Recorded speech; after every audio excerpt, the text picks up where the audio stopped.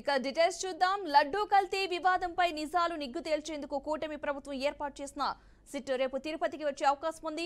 కల్తీ నెయ్యి కేసు దర్యాప్తును వేగవంతం చేశారు. తిరుమలకు కల్తీ నెయ్యి సరఫరా చేసిన ఏఆర్ డైరీపై ఇప్పటికే తిరుపతి పిఎస్ లో కేసు నమోదైంది. తిరుపతి ఈస్ట్ పోలీస్ స్టేషన్లో ఏఆర్ డైరీపై టీటీడీ ఫిర్యాదు చేసింది. అడల్ట్రేషన్ టెస్ట్ నివేదిక ఆధారంగా టీటీడీ మార్కెటింగ్ జీఎం ఫిర్యాదు చేశారు. టీటీడీ ఈవో శ్యామలరావు ఆదేశాలతో ప్రొక్యూర్మెంట్ జీఎం మురళీకృష్ణ కంప్లైంట్ చేశారు. జూలై 23న వచ్చిన ఎన్డీడీబీ నివేదిక ఆధారంగా పోలీసులకు సమాచారం అందించారు.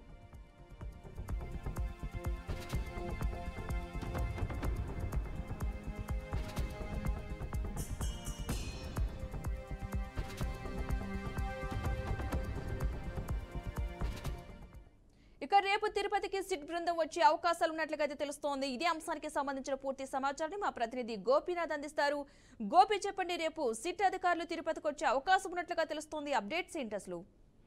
పద్మ, మొత్తం మీద రాష్ట్ర ప్రభుత్వం శ్రీవారి ఆలయం సంబంధించి ఇప్పటికే కూడా చాలా క్లారిటీతో ఉంది. ఎందుకంటే ఇప్పటికే లడ్డూ ప్రసాదాలకు సంబంధించి కావచ్చు, లేదంటే ప్రక్షాళన దిశగా అడుగులు వేస్తున్న తరుణంలో లడ్డూ ప్రసాదాల నాణ్యత తగ్గిపోయే విధంగా కూడా అనిమల్స్ ఫ్యాక్ట్ కలవడం పైన ఇప్పటికే కూడా ఎన్డీడీబీ రిపోర్టు ఆధారంగా చేసుకుని చర్యలు తీసుకుంటుంది. అందువల్లనే 2 రోజుల క్రితం కూడా సిట్టు బృందాన్ని ఏర్పాటు చేస్తూ కూడా సంచలన నిర్ణయం తీసుకోవడం జరిగింది.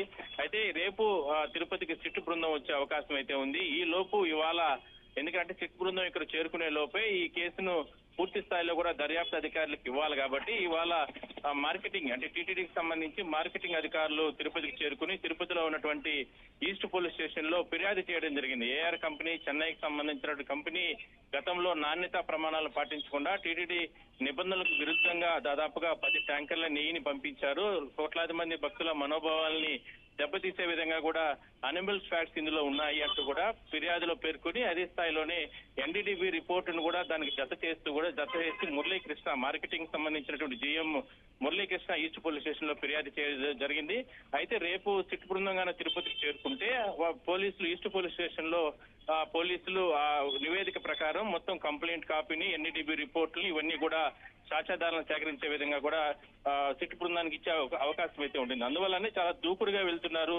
దర్యాప్తు ఇప్పటికే కూడా ముమ్మరంగా సాగుతున్న తరుణంలో ఎన్డీడీబీ రిపోర్ట్ తో పాటు మరికొన్ని ఆధారాలని సేకరించినటువంటి టీటీడీ విజిలెన్స్ అధికారులు ఇప్పటికే దానిపైన ఒక ఫైల్ రెడీ చేసి పోలీస్ స్టేషన్ లో ఫిర్యాదు చేయడం జరిగింది. అయితే రేపు సిట్ బృందంగానే తిరుపతికి చేరుకుంటే ఆ సిట్ బృందానికి పూర్తి స్థాయిలో కూడా వాటన్నిటిని ఆధారాలని కూడా ఇచ్చే అవకాశం అయితే ఉంటుంది. దాని తర్వాత సిట్ అధికారులు ఏదైతే ఇప్పటికే త్రిపాఠితో పాటు మరికొంత సిట్ లో ఉన్నారు కాబట్టి వాళ్ళందరూ కూడా పూర్తి స్థాయిలో కూడా మార్కెటింగ్ శాఖలో కావచ్చు, లేదంటే గతంలో టీటీడీ బోర్డు మెంబర్లు, లేదంటే చైర్మన్లు, లేదంటే గత ఈవో వీళ్ళ వ్యవహారాలు అంటే వీళ్ళపైన ఏ విధంగా ఉన్నాయి, గతంలో మార్కెటింగ్ లో ఇంత స్థాయిలో భారీ గోల్మాల్ జరిగింది కాబట్టి, నెయ్యిలో భారీ కుంభకోణం జరిగింది కాబట్టి దీనికి సంబంధించి దానిపైన పూర్తి స్థాయిలో దర్యాప్తు చేసి ప్రభుత్వానికి కూడా రిపోర్ట్ ఇచ్చే అవకాశం అయితే ఉంటుంది.